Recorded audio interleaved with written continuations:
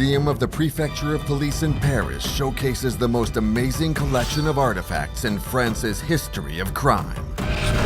The spy hole through which Dr. Petiot watched his victims agonize. The thin rope used to strangle Bailiff Gouffet. Landru's boiler, knives, revolvers, and truncheons. All these weapons were used to commit the most heinous crimes. Since the 19th century, the police has relied on science to solve its investigations. Anthropometry, the study of the human iris, graphology, and morphopsychology are used.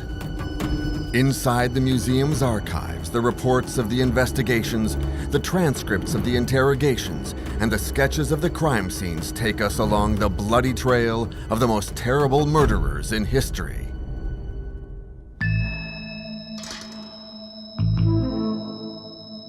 How could a man who seemed quiet, who had a happy, uneventful childhood, be able to dramatically change crime by making several women disappear forever? During the First World War, the men are at the front, while the wives, left behind, have to get work in order to survive. Taking advantage of the situation, the Bluebeard of Gambé used matrimonial ads to entice single women in order to relieve them of their assets. Their bodies are never found. Nothing more than a few bones, which prove nothing. Inspector Jules Belin will lead an extraordinary investigation to thwart the culprit who meticulously covered his tracks. Henri-Désiré Landru has captivated international public opinion, and several filmmakers have brought the famous killer to the big screen. Charlie Chaplin played him in the 1947 film Monsieur Verdoux. Claude Chabrol directed Landru in 1962, and more recently, in 2005, Patrick Timsit's character was modeled on the famous criminal in the Pierre Boutron film The Landru Case. All these films serve to perpetuate the infamous Landru affair.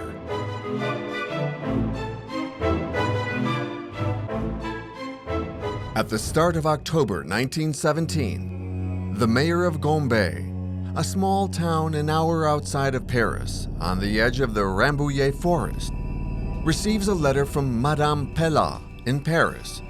She asks if it's possible to start a search for her sister, Mrs. Colombe, who was to marry a certain Mr. Fremier, living in Gambé, as she has not heard from her sister in some time. In 1917, France is in the horrors of war. It was the terrible year of Verdun, the Chemin des Dames massacre. Thousands of soldiers die in the hell of the trenches, so the disappearance of a young woman doesn't seem important in the eyes of a town's mayor, who files the letter away without attaching any real importance to it. But 2 years later, a new letter arrives at the town hall. It's signed Marie Lacoste, and she asks for any news of her sister, Mrs. Buisson, who is supposedly staying with Mr. Fremier in Gambé. She hasn't had any news from her sister for some time. It's 1919. The war is over and life is getting back on track. The mayor's assistant, who conscientiously organizes the files, finds the letter received in 1917 and compares it with the one he has just received. There's no doubt about it. The two women are talking about the same person. A mystery remains. There is no Mr. Fremier in Gambé, but the description of the individual, a bearded man, corresponds to that of a tenant in an isolated house situated at the entrance to the village. Without the authority to carry out an investigation, the mayor's assistant, Mr. Tirelay, advises the two women to contact the police. A complaint is therefore lodged with the state prosecutor, and the magistrate assigns an investigation to the notary services in charge of examining the importance of the case and of transferring the mission to the investigation services, which back then police called the Mystery Office. The first lead investigated is the white slave trade, But the age of the women and Mrs. Buisson's photo make this hypothesis extremely unlikely. By interrogating the families, Inspector Adam quickly observes that he must concentrate his research in Gombe, and that he should also pass on the case to the City of Mont's Public Prosecutor's Department. March 16, 1919. Police officer Jules Hébé arrives in Gambé to interrogate the inhabitants. Very quickly, tongues start wagging, and the finger is pointed at the house at the entrance to the village. It belongs to Mr. Trick, who rents it out to a certain Mr. Dupont.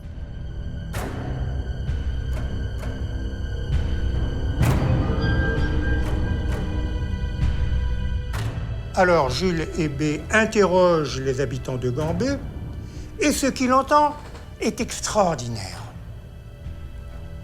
Ce fiancé barbu, ce barbu de taille moyenne, tout le monde le connaît, on l'appelle l'homme mystère. Et effectivement, il est bien mystérieux. D'abord, il a 4 noms. Il s'appelle Frémier, Cuchet, il s'appelle également Dupont et Guillain. C'est un peu beaucoup pour un seul homme, donc ça, c'est déjà très louche. Et ensuite, bien, son manège semble tout à fait extraordinaire aux habitants de Gambé. D'abord, à peine arrivé, il se fait livrer une énorme cuisinière et d'énormes quantités de charbon. Et pourquoi faire, bon Dieu? Il réside par intermittence. Mais il y a pire. Cet homme arrive à Gambé. Et lorsqu'il arrive à Gambé, il n'est jamais seul.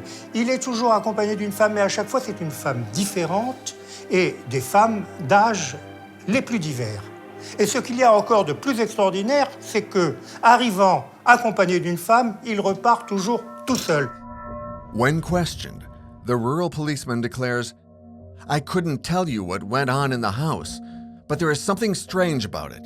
When it was lived in, the shutters looking out onto the road were never open." Other local witnesses speak of a nauseating smoke coming out of the house's chimney.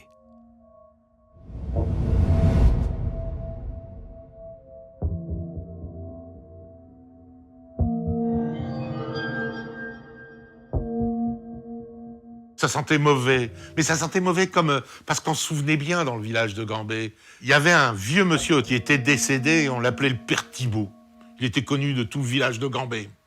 Et le père Thibault, un soir, en vieillissant, peut-être en ayant un peu bu, s'était endormi près de sa cheminée, il avait basculé dans sa cheminée, endormi, et la cheminée qui brûlait, et c'était consumé.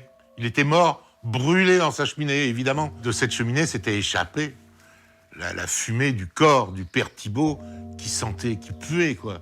Et les gens se souvenaient de cette odeur. Et ils disaient ensuite aux gendarmes et aux témoins quand ils étaient venus, quand il y avait ce monsieur barbu dans la villa de Gambé, on se souvient qu'il y avait parfois il y avait de la fumée comme ça qui sortait. Ça avait la même odeur. Ça avait la même odeur que celle du père Thibault.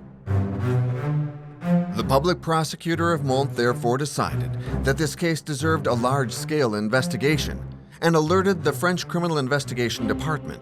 It was the first mobile squad, known as the Tiger Squad, who took over this mysterious file. Inspector Jules Belin was in charge of the inquiry.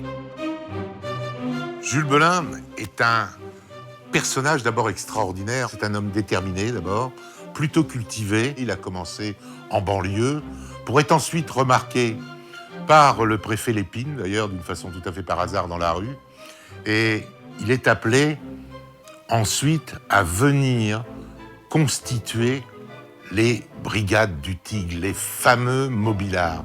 Et c'était des types quand même assez déterminés, qui passaient leur vie quasiment dans la rue et qui étaient toujours à la recherche du truand, mais des gros truands. Et d'ailleurs, l'inspecteur Jules Belin a été l'un des policiers qui a permis l'arrestation de Jules Bonneau, la bande d'anarchistes qui s'est terminée d'une façon dramatique.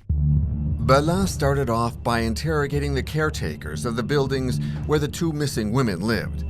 They gave accounts of a love affair with a certain Mr. Fremier, who had come to reassure them, telling one that Miss Colombe lived with him in the countryside, and telling the other that Miss Buisson was in the countryside herself in charge of a cafeteria in General Pershing's sector of the American Army. Premier Dupont covered his tracks, and no one knew where to find him. At various known addresses, no one had ever heard of him, apart from in Gombe, where the house remained hopelessly boarded up. Alors, en avril 1919, c'est-à-dire 3 mois plus tard, coup de théâtre. Une amie de Madame Buisson le reconnaît, tout à fait par hasard, dans la rue, donnant le bras à une jeune femme de 26 ou 27 ans, alors que le couple sort d'un magasin, le Lion de faïence. Immédiatement, elle alerte la police. Alors, les inspecteurs de police et l'inspecteur Belin arrivent au Lion de faïence. Malheureusement, le Lion de faïence est fermé. On se précipite donc chez le vendeur qui habite en banlieue. Le vendeur, effectivement, il se souvient du couple et du barbu. Et tout le monde retourne au magasin. Et là, on consulte les cahiers. On s'aperçoit effectivement que ce monsieur, qui s'appelait Guillet, enfin c'est le nom qu'il avait donné, monsieur Guillet avait acheté un service de table. Il avait versé des arts et donné son adresse pour la livraison. Voilà, on a l'adresse du suspect. 76 rue Rochechouart. Inspector Belin hurries to Rochechouart Street, but it's 2 o'clock in the morning. Belin doesn't want to lose his lead. He decides to spend the night in front of the building. The following morning, he finds out from the caretaker that Guillet has left to go on holiday with his partner for a week. The inspector knows he's onto something. He spends every day in front of the building on Rochechouart Street. And on April 11th, around 11 o'clock in the evening, the caretaker tells him that Guillet has returned home. This time I've got him, Belin thinks, but he must wait. The questioning can't happen before sunrise. So as not to take any risks, the inspector decides to spend the night on the landing in front of the apartment's door.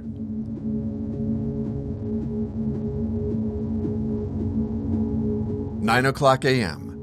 Inspector Blomberger, who was contacted thanks to the caretaker, joins him, and they carry out the arrest. Il frappe à la porte. Il entend du bruit dans l'appartement. Et il entend un homme qui parle et qui râle, qui ralote. Et Belin refrappe, sous prétexte d'ailleurs d'une vente de voiture, d'une petite annonce. Il ne se présente pas comme policier tout de suite. Et un homme lui dit à travers la porte, il dit « Je suis pas réveillé, je suis encore en pyjama, revenez plus tard. » Il dit « Non, mais il faut que je vous voie parce que... » Et la personne finit par ouvrir. Et alors là, évidemment, Belin se présente. Et là, en face de lui, un homme que Belin décrit d'ailleurs comme un homme plutôt maigrelet, visage émacié, barbe fort noire, chauve, enfin, le visage... et un peu, effectivement, beaucoup endormi encore. Guillet is not alone in the apartment. A few moments later, a young woman in a dressing gown emerges from the bedroom. "Who are you?" she shouts. "It's a misunderstanding," replies Guillet. But overcome with emotion, the young lady faints. Guillet and the policeman rush towards her. They make her inhale salts, and she comes around, moaning. Belin then asks Guillet to prepare himself for a detention which could potentially last a long time. It's 10 a.m. Saturday, April 12, 1919, when Guillet is taken into Superintendent Dutel's office at the Tiger Squad's headquarters, number 3 Greffule Street. Before making the defendant sit down, the officers frisk him. In his trouser pockets are some francs. In his right inside pocket of his jacket, Belin takes out a notebook covered in black fabric. Continuing their search, they discover another notebook hidden in the lining of his coat.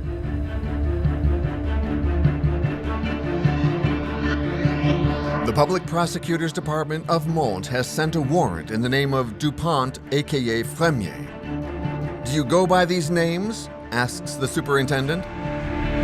"My name is Lucien Guillet, and I was born in Rocroi in 1874, the concerned party replies. "Do you know 2 women by the names of Colombe and Buisson?" Guillet nods his head in agreement. These women who you promised to marry disappeared after they followed you to Gombe. Gentleman, Guillet replies, they weren't left in my care. If these women have disappeared, it's not for me to find them. It's for the police to look for them. The questioning proves to be complicated. Guillet doesn't seem to want to help the police. Police custody can only last for 24 hours, and nothing seems to bring him out of his shell. Belin rushes to the suspect's home to carry out a search in order to find new evidence, and there he finds a rental receipt for a garage on Maurice Street in Clichy in the name of Landru. Immédiatement, on se précipite à Clichy, on perquisitionne, et dans ce garage, que découvre-t-on? On découvre une caverne d'Ali Baba, mais une caverne d'Ali Baba macabre. Il y a là des entassements de vêtements féminins, de dessous féminins, des mannequins en osier, des perruques, des postiches. On trouve même un dentier et un râtelier. Et puis, on trouve une malle. Une malle. Vous savez, dans toute bonne affaire criminelle à cette époque, il y a une malle. Alors, cette malle est cadenassée, on fait sauter le verrou, et que trouve-t-on à l'intérieur de cette malle? On trouve toutes les archives de l'affaire Landru. Landru était un homme méticuleux, il avait tout noté. Armed with these documents, Belin decides to go back to the superintendent's office where the defendant is still waiting. But guided by his intuition, he goes to the anthropometric service at the French Criminal Investigation Department to check if Landru's name is on file there. It doesn't take him long to find it. Henri-Désiré Landru is subject to 8 convictions for theft, fraud, and abuse of trust. He is being investigated by the police. The photo alongside the document leaves no room for doubt. The defendant, Guillet, is actually called Landru. This time, they've got him. Back in the superintendent's office, Inspector Belin brandishes the file, forcing Landru to acknowledge his true identity. Yes, I'm Landru, but you must still prove that I'm a killer.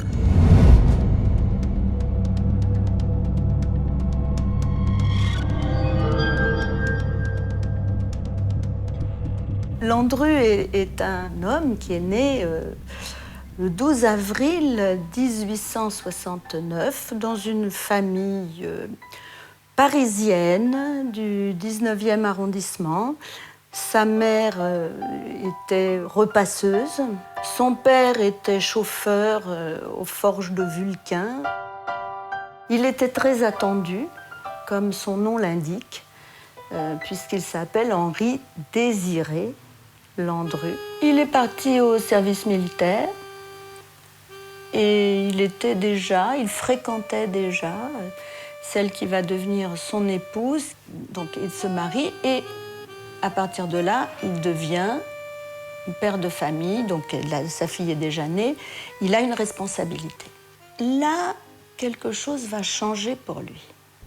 Il va s'inscrire pour chercher du travail, il va en trouver, il va entrer dans un cabinet d'architecte, mais il entre dans une manière de travailler qui n'est jamais la bonne, qui n'est jamais suffisante, qui n'est jamais ce qu'il aurait voulu, qui n'est jamais ça. Et à ce moment-là, il s'en va toujours de partout. À côté de ça, chez lui, il raconte à sa femme ce qu'il aurait voulu être en réalité. Donc il lui dit qu'il a participé à la découverte, à la construction d'usines, à la découverte de mines, à l'assainissement de je ne sais quel terrain ou je ne sais quoi. Enfin bref, des travaux extrêmement prestigieux, mais qui ne sont que des récits. Alors là, on peut dire c'est un mythomane. At the police station, during the entire day, the inspectors grill the suspect. He is unshakable. He no longer says a word. At 10 o'clock in the evening, he asks for something to eat, and they bring him chicken, a bit of bread, and a coffee. He eats heartily without saying a word, and at midnight he puts his head on the table, and in front of stunned police officers, he sleeps soundly.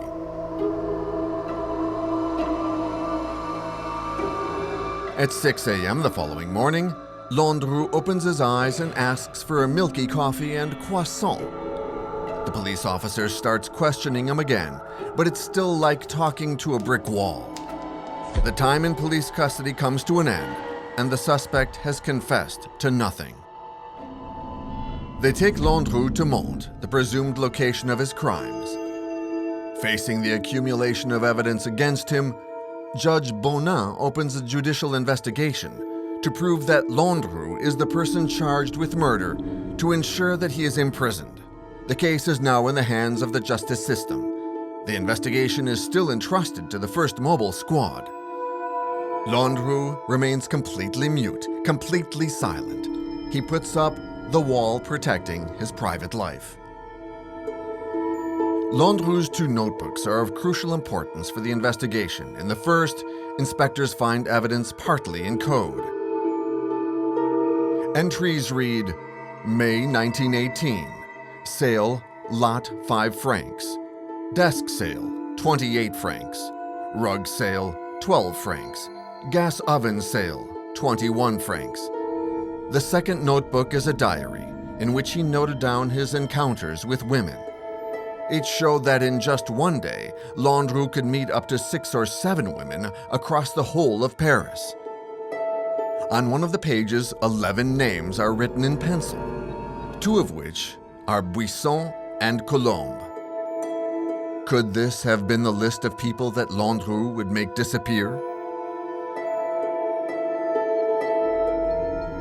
The investigation continues in Gombe, where they decide to take the defendant. The house is cordoned off, they dig up the garden, and they search the wells, the cellar, inside the furniture. Suddenly, in the shed, hidden under a pile of papers, the police find the bodies of 3 dead dogs with the ropes which strangled them still tied around their necks. They belong to a woman who came here with me. She asked me to kill them because they cost her too much money. I strangled them with a rope. It's the gentlest kind of death, said Landru. Who is this woman? Superintendent Dautel asks. The wall of my private life, replies Landru. I refuse to break through it. April 16th. Mrs. Friedman comes to the headquarters of the First Mobile Unit with her husband. She says she recognized Landru's photo in the paper. She knows him by the name of Diard. He had met her sister, Mrs. Couchet, in April 1914. He made marriage promises to her and invited her to Verneuil, where she went with her 15-year-old son. But since January 1915, no one has heard from her.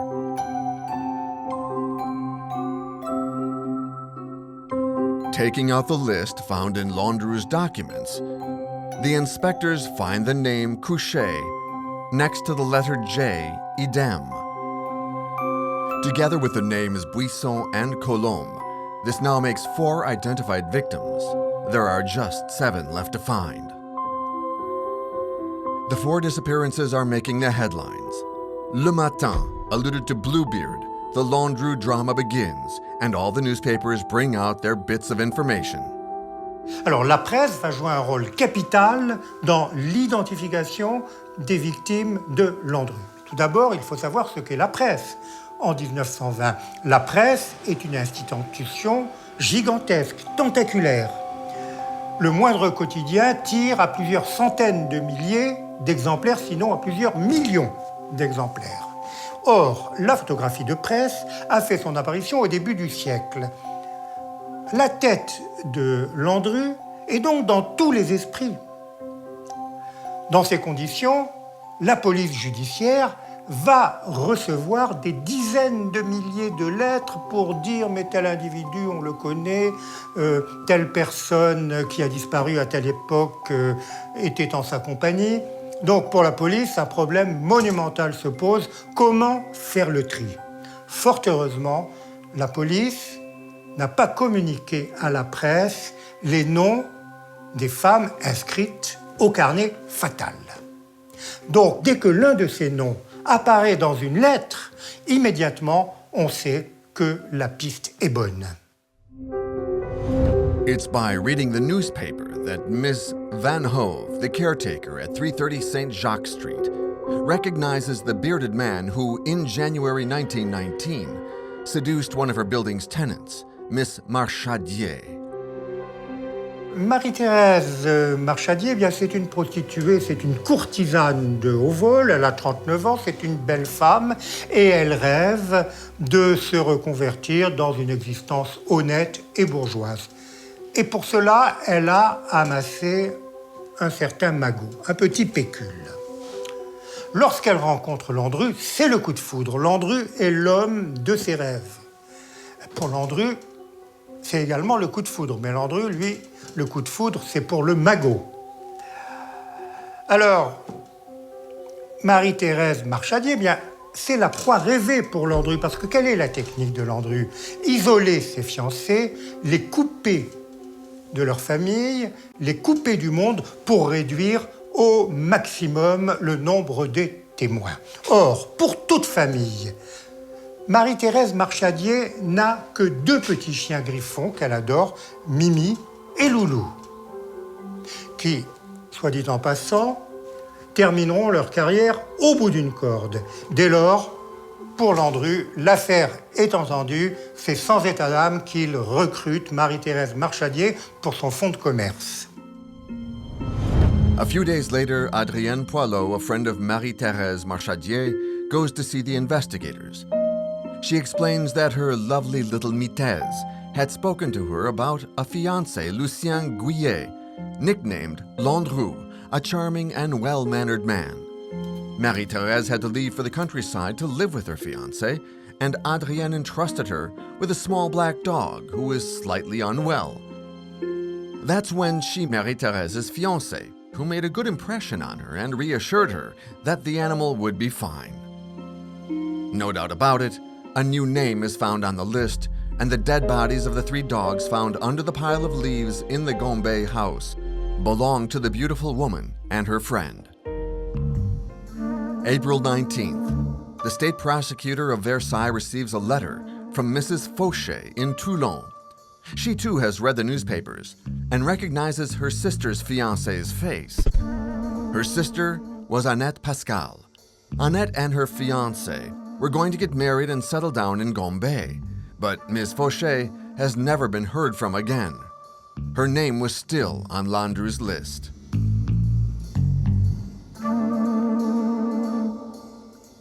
On April 21st, Mr. Rigaud comes to the superintendent's office. I read in the newspapers about the Landru case, he says. I think I can add to the list of disappearances.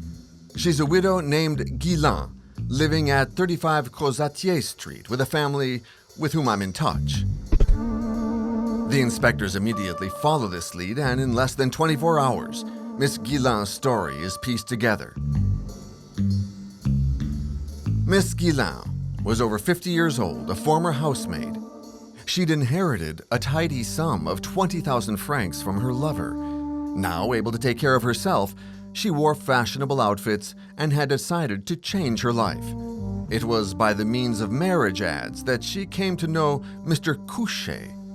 He was pretending to be the French consul in Melbourne, Australia. Good enough to seduce a woman who is in search of status.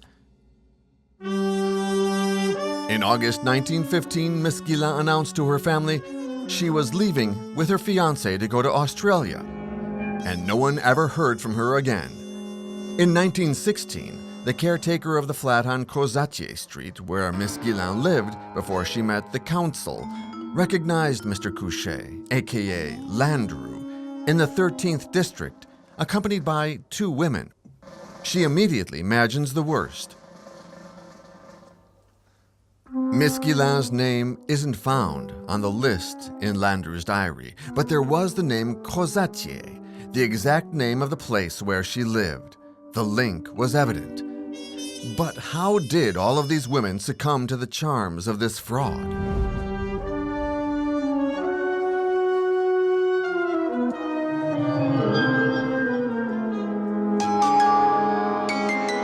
femmes ont succombé, à mon sens, au charme de Landru. Déjà, c'est une période particulière, on est en temps de guerre. Souvent, ces femmes sont veuves, elles ont été mariées, elles ont perdu leur mari au front.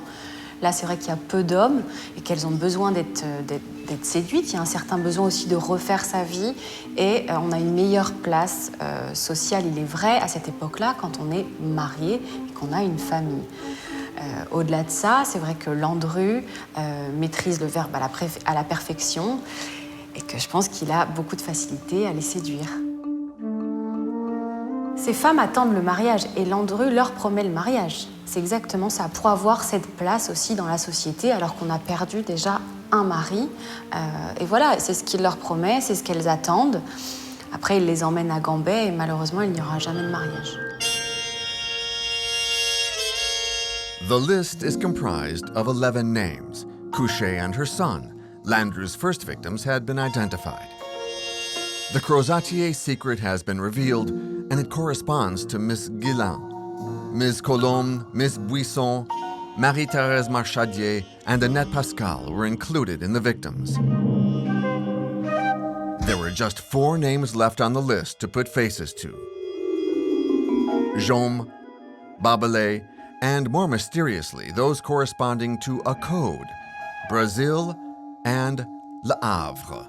By studying the Clichy Garage archives closely, the inspectors discover the name Barthélemy in the Jaume file. By cross-checking it with the meetings diary, they read the following lines. Jaume, Miss Barthélemy, Paul's wife, would like to divorce number 23 Leon Street. They set off for Leon Street. The caretaker there knew Mrs. Jaume, and she has not heard from her since her engagement. She worked as a seamstress at number 26 Sheen Street. At the fashion studio, her boss, Ms. Leroux, was affectionate for Ms. Jaume, who had told her about difficulties with her husband. She also told her about meeting Mr. Guillet in March 1917, who had seduced her with his good manners. She decided to leave with him for the countryside whilst waiting for her divorce. Despite the numerous letters that Ms. Hérault sent to her former employee, she never received a single reply. In January 1918, Guillaume Landru turns up at Ms. Hérault's house to appease her worries. He told her a strange story. Ms. Jaume set out on a journey to the United States where she found a job. I will marry her when she comes back as soon as the war's over, he says. And one more, thought Inspector Bellin. By combing through Landru's archives, the men from the 1st Mobile Squad don't take long to discover the identity of the 3 remaining victims. In the Le Havre file, they find identity papers belonging to Berthe Anna Ayon from Le Havre. In his diary, they find under the date August 28, 1915, 10:45, number 165 Rennes Street, Berthe Ayon. That was Landru's 9th victim. April 26, 1919, the newspapers informed the public that the 10th identified victim was just 19 years old when she met the man the press called the Bluebeard of Gambais. It's in the apartment on Rochechouart Street that the inspectors discover a photo slid into an envelope with the address of Miss Collin, number 91 Noisy Street, Les Lilas. Miss Collin was the mother of the young André Babelais, who had disappeared after having met Landru. In Gambais, people remember this young girl riding her bike around outside the sinister house, but she's disappeared from sight. After April 1917, her mother never heard from her again. In despair, she informed the police, looked for her daughter in hospitals and in morgues, but it was all in vain. Now the inspectors just need to discover what's meant by the code name Brazil.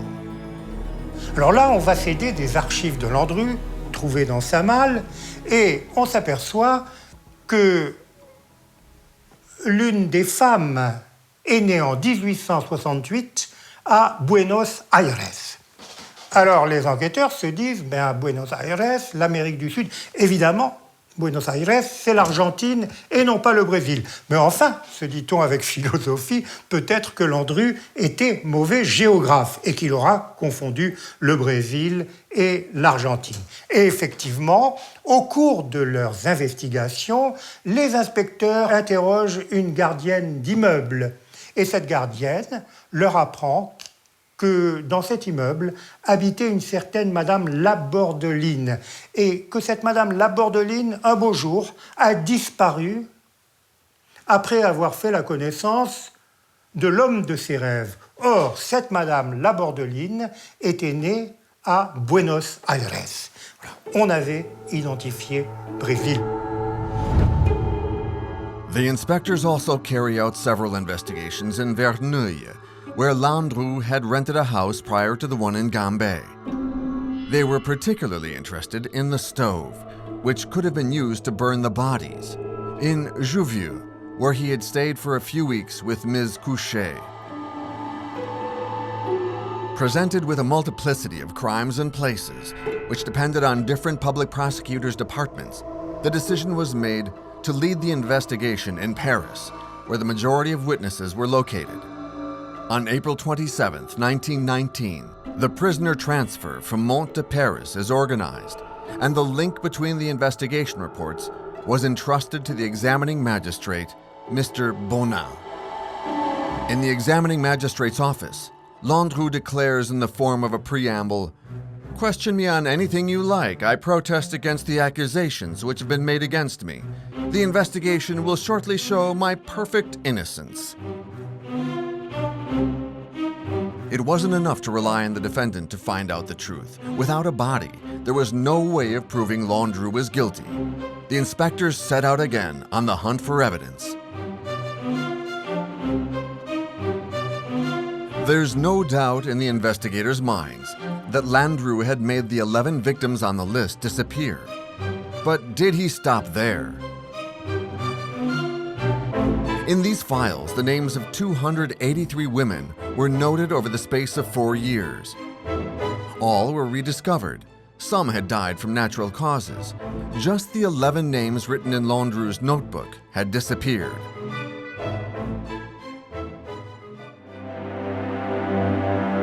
They returned to Gombe with the well-known Dr. Paul, a forensics expert. In the shed at the bottom of the garden, a pile of ashes containing bone remains intrigued the investigators. The experts are immediately called in. The ashes and the oven were taken to be analyzed in the lab. The experts' report is clear. After the examination, 1,500 grams of bone and teeth remains of human origin were found, and 996 grams came from a human skull. 187 bones were identified, and it was established that the bones indisputably came from 3 skulls, 6 hands, and 5 feet from 3 different bodies. Moreover, the remains of a 4th body was also identified. This was confirmed by different testimonies from the neighbors, who on several occasions had pointed out a nauseating smoke coming from the house's chimney. It seemed that the disappearance of these bodies was explained by them being incinerated in the famous oven. However, a doubt remains. Just the remains of skulls, hands, and feet were found amongst the ashes. Not a single fragment belonging to other parts of the human skeleton were found. The testimonies once again directed the investigators. Landru had been seen on several occasions crossing the countryside in the woods around Gambé. Alors on interroge tout le monde. Et bien sûr, en pareil cas, tout le monde a vu quelque chose. Par exemple, on a vu un automobiliste qui s'était arrêté pour une raison ou pour une autre, non loin d'un étang, qui avait vu de nuit un mystérieux personnage jeter un fardeau dans un étang voisin de Gambé. On avait vu également, on parlait de morceaux de chair qui flottaient à la surface du même étang. Alors, on va examiner l'étang, on va le sonder, on fait venir, la brigade criminelle fait venir de Paris des hommes grenouilles. On fouille l'étang, on s'enfonce jusqu'au ventre dans la vase et effectivement, on avait bien jeté des fardeaux, des colis suspects dans cet étang. C'était bien des chairs, mais c'était des chairs animales et faisandées pour attirer les poissons. The investigation lasted 2.5 years, and although no body was found, Judge Bonin, like all the other inspectors who participated in the investigation, had no doubt that Landru had in fact killed those 11 victims on his death list. That he made the bodies disappear by cutting them up and burning them in parts in his stove, and got rid of anything left over by scattering the pieces in the woods around his house. His sole aim was to recuperate the assets and savings of his victims who he recruited by way of small adverts. But how was Landru able to change from the role of a fraud to a killer? Il devient assassin, c'est pas très bien ce que je veux dire, mais je ne sais pas comment l'exprimer, par nécessité, par côté pratique, pour ne pas être pris. C'est pour ça, mais c'est pas un assassin dans l'âme, c'est pas un serial killer, c'est un tueur récidiviste, Landru. Mais il va tuer parce que il faut bien se débarrasser. Ce qu'il met en dehors des normes en tant que terrible criminel et qui va marquer la mémoire collective, c'est que dans l'histoire des annales criminelles françaises, Henri-Désiré Landru va être le premier assassin à mettre en place une méthode de disparition de ses victimes. Et elle est totale, puisque dans sa maison, l'une des maisons la plus célèbre, celle de Gambé, là où il achète la cuisinière, où il fait brûler ses victimes, c'est vraiment avec l'intention qu'on ne retrouve rien.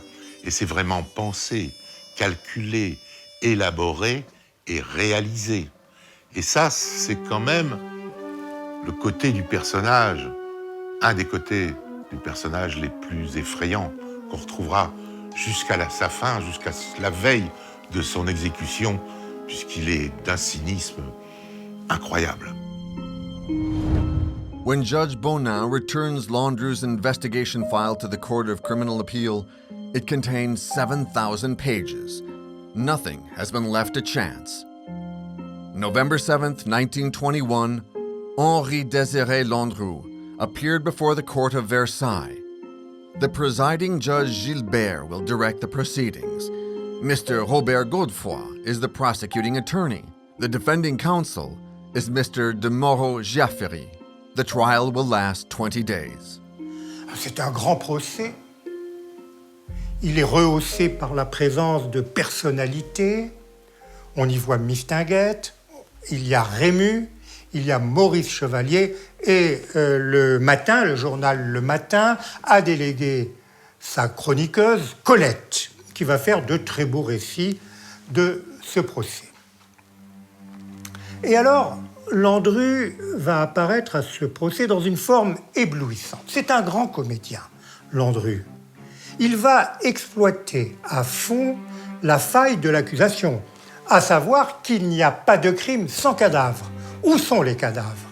Et à la rescousse de cet argument, eh bien, le parquet, le président et la police judiciaire reçoivent quotidiennement des lettres pour leur dire que tel fiancé supposé disparu habite à tel endroit, et on donne des renseignements extrêmement précis. Et alors, eh bien, les délégations judiciaires partent aux quatre coins de Paris. On va vérifier tous ces renseignements. Eh bien, dira Landru et son avocat, maître de Moreau-Giaferi, eh bien, si on vérifie l'authenticité des renseignements ainsi portés à la connaissance de la police, c'est qu'on a un doute. Si l'on était sûr de la mort des fiancés de Landru et de la culpabilité de mon client, on ne se donnerait pas la peine de faire des vérifications.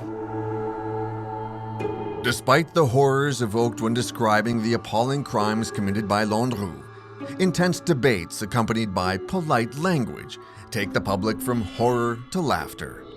When the prosecuting attorney said, "Mr. Landru, we estimate that you have 283 successive fiancés," the defendant got up and addressed the court and the public, and he said, "And I only killed 10. How lenient of me." Then at another moment, "My head. You always talk about my head. I regret not having several to offer you, Mr. Prosecuting Attorney. On Monday, November 21st, the 10:27 train from Paris to Versailles is full. That's the day everyone waited to hear the statement from Fernand Segret, Landru's most recent mistress, the one who was in bed the day he was arrested. When she appears in the courtroom, the public holds their breath. Landru lifts his gaze, suddenly fascinated. Fernand Segret approaches the bar, stumbles, puts her hands to her eyes, and bursts into tears. Upon Mr. de Moreau-Jaffrey's request, the presiding Gilbert decides to postpone the witness's testimony until later. Judging she is not in the right state of mind for answering questions, the following day, the beautiful woman appears again. The crowd murmurs. "We're not in a theater," the presiding judge cries out. "A man's life is at stake." In a soft voice, Fernand Segret began her account. "I met Lucien Guillet on a tram where he gave me his seat. When I got off, he followed me and tried to make conversation. Then Fernand got upset, burst into tears. 'Can you continue, miss?' asked the presiding judge. 'I'm so unhappy. How could I not have predicted this?' Landru listens to her. When the presiding judge asks her, 'How was Landru with you?' she replies, 'Landru was a passionate man, but normal.' Normal. The court is stunned. After the summing up for the prosecution, the prosecuting attorney Godefroy claimed in his own terms the suppression of this corrupt branch of the social tree. Mr. de Moreau-Jaffrey employed all of his talent as an orator to defend his client.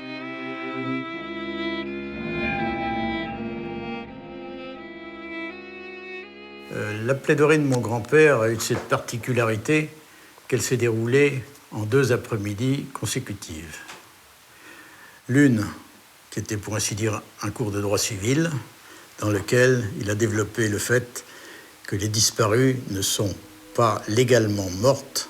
Il faut 30 ans pour qu'un disparu soit réputé mort. Le lendemain, mon grand-père a développé la notion d'erreur judiciaire. Il l'étayait avec le fait que les cendres qui avaient été retrouvées étaient anormales et ne correspondaient pas à des cendres humaines. Elles étaient anormales parce que le taux de phosphate était, paraît-il, trop élevé. Par ailleurs, on avait retrouvé dans le jardin un os qui devait ressembler à cet os qui a été chez mon grand-père, que j'ai récupéré, et qui était un os de veau, mais il avait été coupé avec la même scie à métaux que celle qu'utilisait Landru chez lui. To finish, Mr. de Moreau-Jaffrey turned towards the jury and told them, "What do you say, gentlemen? That following your arrest, these words could be written, 'They gave him the death penalty, and they were mistaken'?" "Landru, have you got anything to declare?" the presiding judge asked. Highly dignified, Landru stood up and said, "Yesterday you all accused me of these crimes and faults, but Mr. Prosecuting Attorney, I still see myself as having one virtue, that of being a father and a husband. On my head be it, I swear, I never killed anyone." At 6:40 p.m. on November 30th, 1921, the jury withdraws to deliberate their verdict. 2.5 hours later, they come back into the courtroom, and Landru's guilt is confirmed. He stayed in the court as the verdict was delivered. The magistrates withdrew. 3 hours later, they came back and presiding Judge Gilbert pronounced the verdict. According to the letter of the law, the court condemns Landru to death. Mr. de Moreau-Jaffrey would not admit defeat, and he succeeded in getting the jury who had just condemned Landru to sign a plea for pardon. and his conviction was such that all appended their signatures, and even the families of Mrs. Couchet and Ms. Pascal joined them. The President of the Republic, Alexandre Milleron, refused Landru's plea for pardon, and on Friday, February 24th, the guillotine was set up in front of the prison of Versailles. At 6:00 a.m., officials went into the condemned man's cell. "Landru, be brave." Landru was stretched out. Clearly, he had slept well. On his way to the guillotine, Landru leaned towards his lawyer and thanked him for having defended his case. So Mr. de Moreau-Jaffry took the opportunity to ask him, "Landru, you have nothing to lose. Tell me the truth. Don't leave this world with your secret." Landru turned towards him and said, "My secret, sir, is my baggage, and I will take it with me." At 6:10 a.m., the guillotine blade sliced off Landru's head. In his notebook, the executioner noted, "Saturday, clear weather, 6:10 a.m.